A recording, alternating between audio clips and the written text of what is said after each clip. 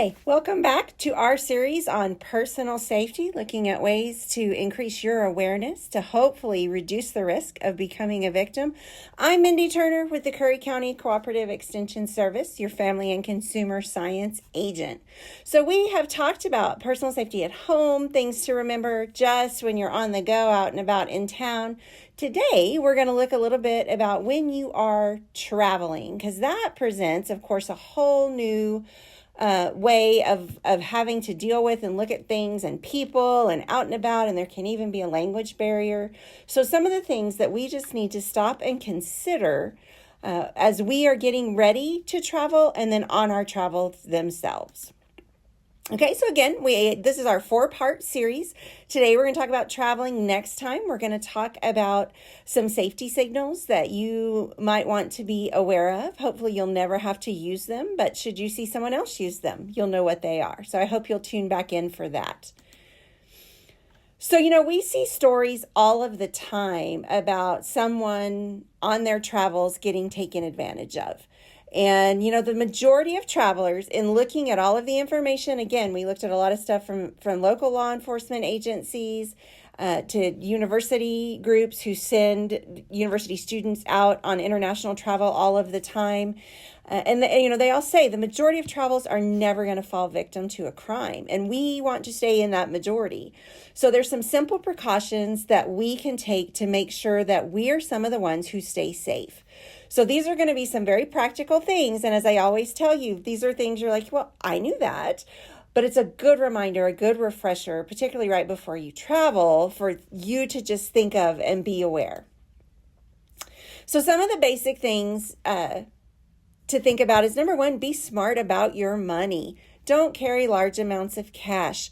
The world has gotten a lot smaller in a lot of ways. And so we don't necessarily always have to have a whole lot of cash on hand. Now, it is good when you're traveling to at least have some, because you never know what those opportunities and options are going to look like. But if you are traveling internationally, it might be a good idea to have an account at an international bank or a credit card where you can use a local ATM, whether it's overseas or outside the country, so that you'll have access to cash without having to have all of that on you, so that you can carry only what you need from day to day. Most hotels will offer a safe in the hotel room where you can lock those funds up and not have them on your person all of the time. But being able to use those ATMs that are attached also to a bank. We see ATMs out and about all of the time that are not necessarily tied to a bank, but the safety ratings tend to be higher, less fraud, less scams, things like that on the ones that are actually for a bank. And it may, of course, result, if it's not your personal bank, may result in some type of a fee, a small fee for doing that. But that awareness and having a little bit more of that security in getting your cash can be very helpful. Be aware of the popular scams in the area that you're going to. So research the place where you're going, even if it's just to another state. Maybe you're going to Albuquerque for sometime, and we have a lot of people go up there for doctor visits, things like that. Find out what's going on in Albuquerque that week that you're going to be there, and be aware of what's happening. So if you know what the local scammers are up to, you're less likely to get caught up in something that could be a scam, because you know ahead of time what that looks like. And then know the numbers. Particularly if you're going outside of our home state, what are those emergency numbers for that destination? Save them in your phone. Of course, if you're in the United States, 911 is a thing. It's also important when you call 911 to make sure your location services are on your cell phone, or that you know a physical address or a good description of where you are, so that you can make them aware. If you're going to be traveling abroad, know how to get a hold of the U.S. Embassy, because that's going to be an important piece of making that connection that, hey, as an American, I need some help here.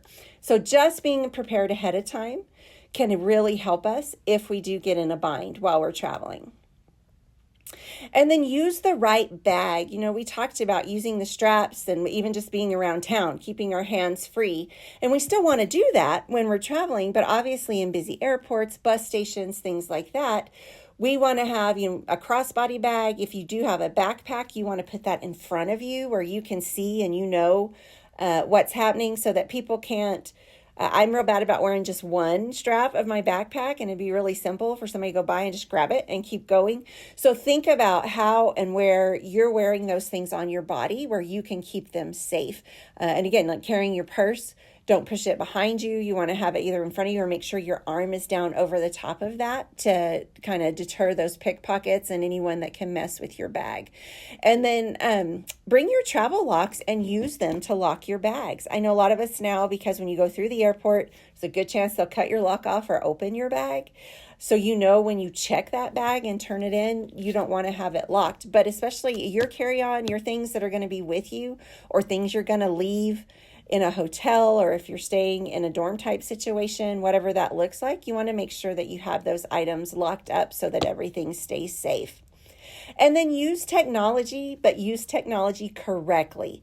Keep digital copies of important documents so that if something were to happen and you were to lose it, you would have a copy on hand with you. Not necessarily because they would recognize that picture of your driver's license to get on the plane, but because you make it easier for you to make contact and get a replacement sent to you. So having those types of things with you where they are easily accessed is important. And then check in with your friends and family so that they kind of know, hey, we're going to hear from them every couple of days. And if we don't hear from them, there's a concern and we need to check up on them so that somebody kind of knows where you are and what you're doing. Now, that does not mean post every moment of your trip on social media, especially if like your whole family goes and so your home is left unattended. You don't want to make just everyone in the world aware of the fact that there's nobody home. So be prepared and just think about how and when you can use that technology, and then also follow up. Hotels, transportation companies, entertainment companies, you want to verify that if you're purchasing tickets for a show, if you're going to show up to stay somewhere, that they've got good ratings and that it's just a legitimate thing, so that before you ever get there if someone is, again, trying to scam you, which unfortunately happens.